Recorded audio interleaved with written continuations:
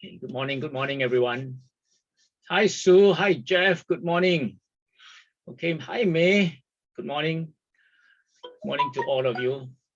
Okay, so let me let me start today by sharing with you the last motivational Monday for 2021, and it just happens to be in December, which is the last month of the year.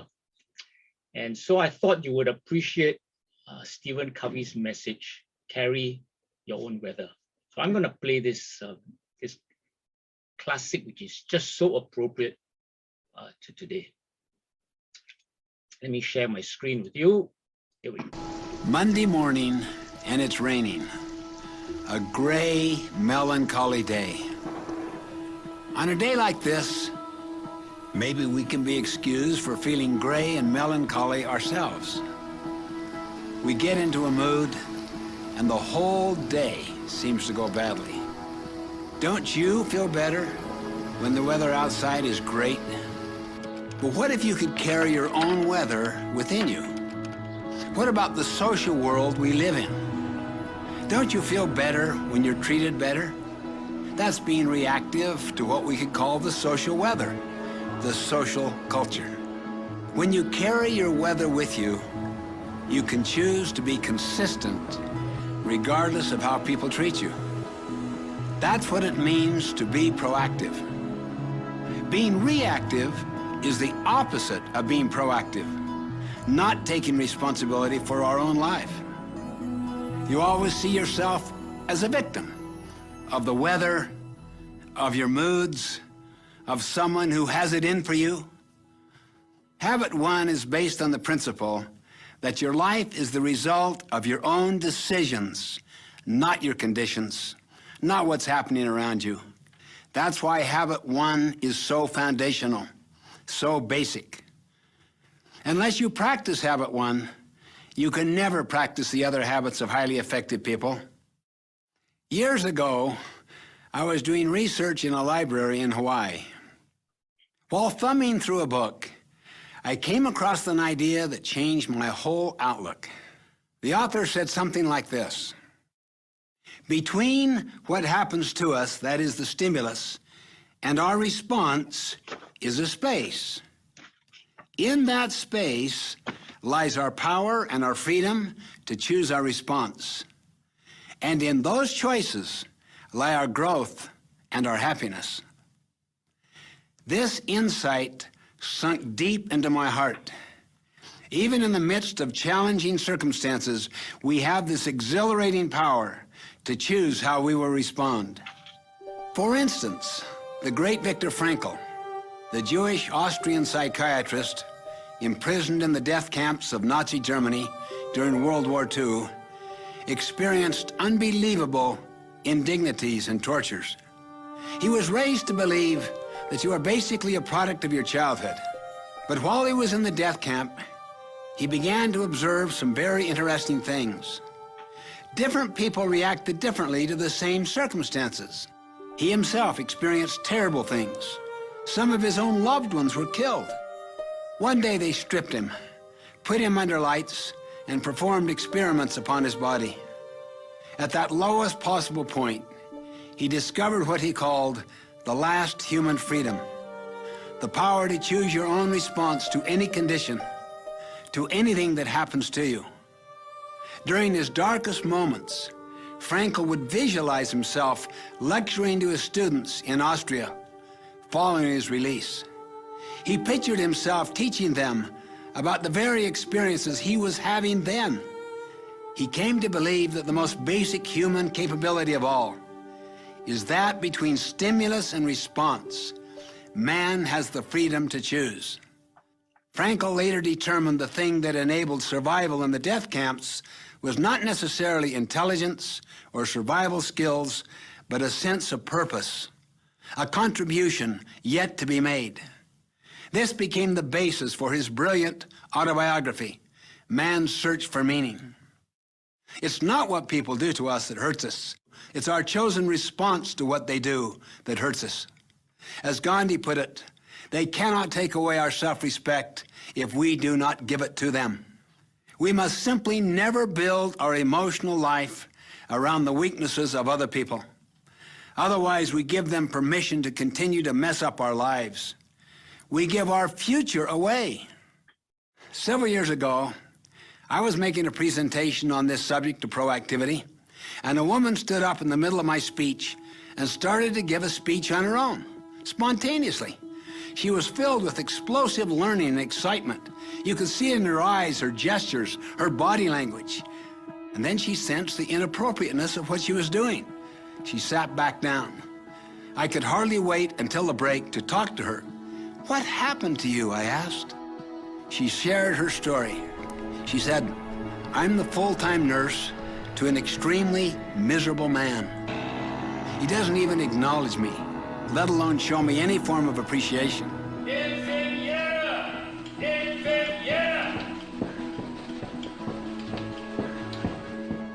She went on to explain that this elderly man, entrusted to her care, was absolutely miserable and took his misery out on her.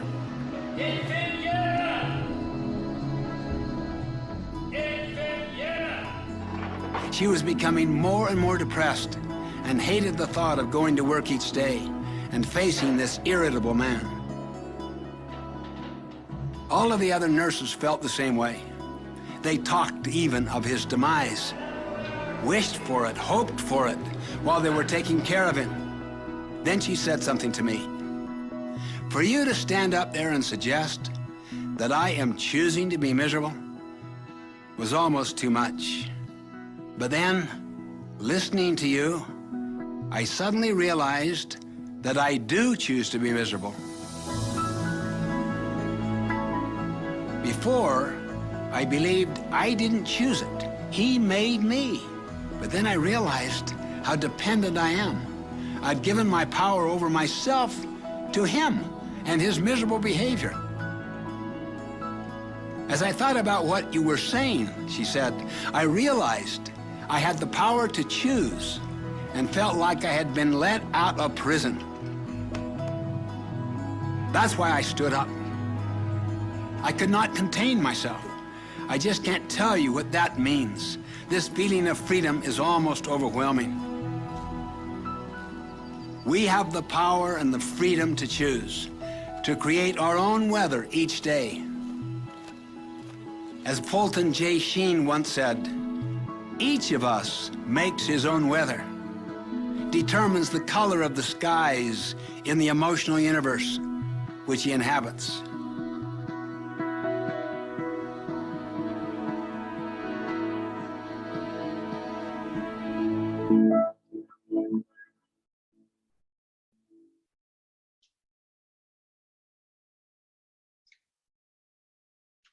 Okay, yeah, amazing.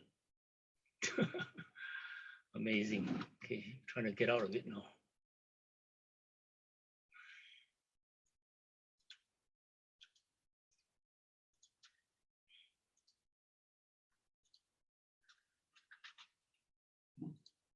Okay, so let me now share a little story about yesterday. Okay. So yesterday, today is Jackie's birthday, and yesterday the family celebrated Jackie's birthday at Southern Islands. Okay, you know, some weeks back, just spontaneously, Jackie said, "Why don't we go Southern Islands? Because you guys haven't used your Discovery, Singapore rediscovery vouchers, and it's expiring." Okay, so you know, I said, "Yeah, let's go," and family all said, "Yes, let's go." So it turns out it's actually not free because Jackie and Emily are Malaysian citizens, so they had to pay $100 each, and I've used mine already, so I had to pay $100. So that's $300 for a trip way out there in 3 weeks in the future. But I want to share with you about control and surrender, which has got to do with this topic about carrying your own weather. Okay? Because when you expect to do perfection, okay, because the weather is out of your control, you expect perfection, then you basically stay at home and do nothing. So I want to talk a bit about control and surrender. So first of all, there was control. Okay, where was the control? The control was that I knew it was non-negotiable that we appreciate and celebrate a family member's birthday, especially the mother. Okay, so it was non-negotiable. We are going to celebrate that. Second thing that was in full control is that I have a God and I can pray to God. So he's in control of everything. Now, where is the surrender? The surrender was in everything else. Okay, the choice of activity, I didn't even think about whether it's more fun, which is cheaper. I just said, no, let's just do it. You know, it was a surrender to give up the usual routine. I normally trek on Sunday, and then there's, for Jackie, there's church. So it's a standard thing. But it was a willingness to just surrender the usual routine. Was willing to just surrender to the cost. Okay, so it was actually $300 for going to some island. You know, anyone can go anytime. And then when we got there, we found that there was no parking in the area. So I circled around several times to find parking after dropping off the family.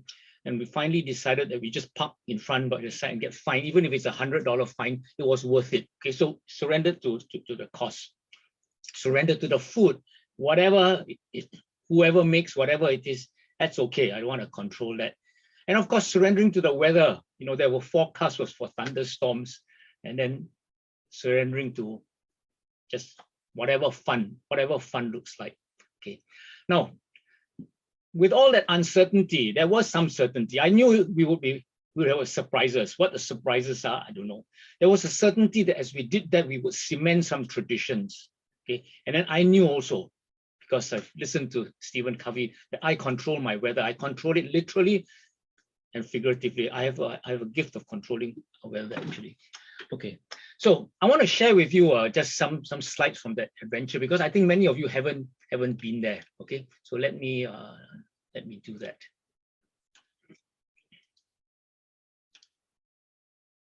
Quick sharing. Okay, so this was a Southern Islands tour. Okay, to celebrate Jackie's 65th birthday. So we arrived there. Okay, we were quite early, but then we had to repark the car. So Chris appeared just as the ferry was about to leave. But I was okay with that. You know, we'd be given 2 tickets. Both of us would just go later and join them, but they would have messed things up a bit, but that was okay with that. Okay, so we arrived at St. John's Island. I haven't been to St. John's Island since I was 15 years old. Okay, it's actually quite a beautiful place. Once we got to St. John's Island, we took this little bridge, okay, to Lazarus Island. So you can come through Lazarus Island by boat around the other side, or you can go from St. John's Island. So we went there, and then we did some. My daughter Gail decided to take us off trail. So we climb up a little hill, and as usual, we found some illegal place, but we didn't go in.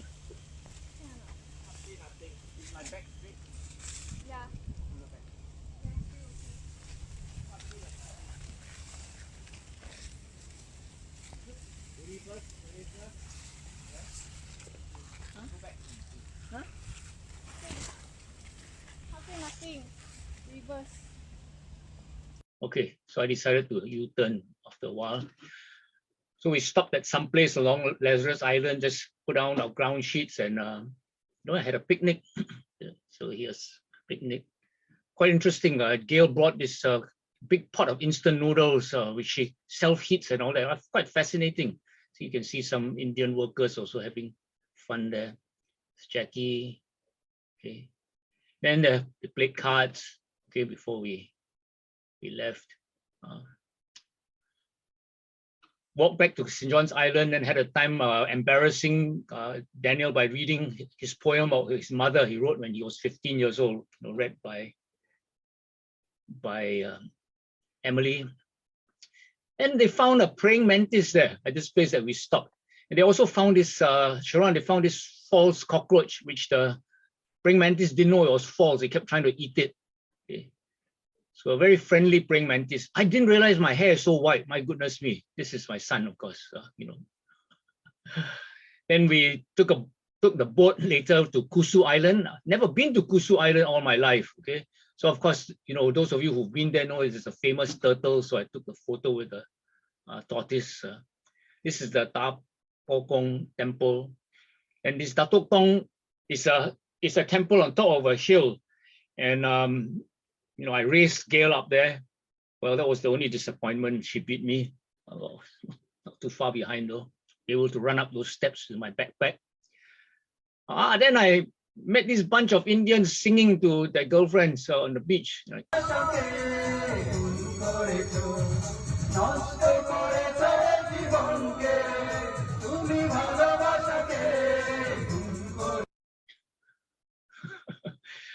Okay, so as we were sitting down there, I saw people just relaxing. These two friends, they came with their wives or their girlfriends, they sat down and just chill out, and then their wives or girlfriends were taking photos.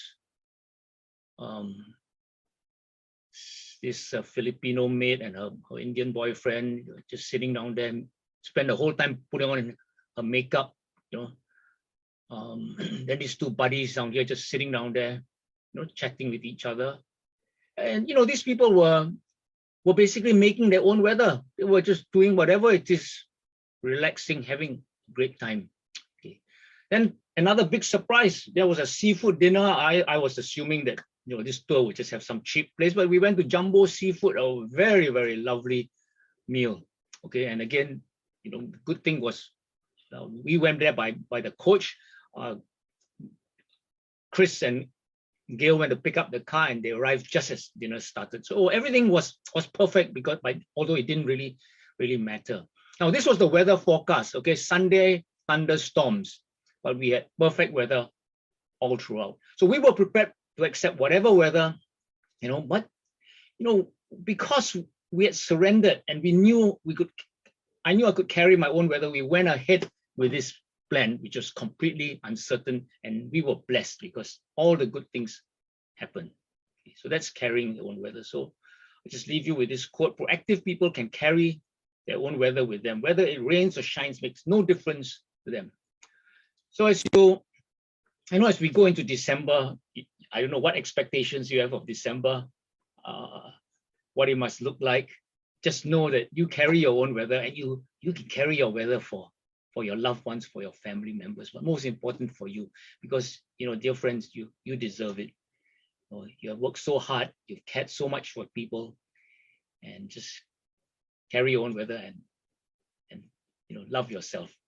Okay, so bye everyone. Thank you for joining me, and I just really pray for a fantastic Reset LTO.